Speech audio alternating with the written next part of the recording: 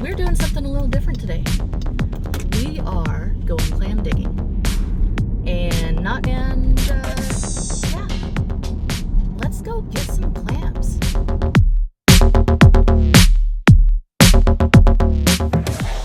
It's one of the chewiest pieces because it's tough. And then,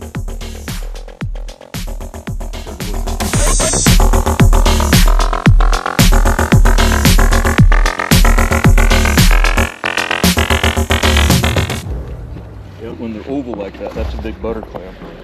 And that's what we want, is a big fat butter clam. So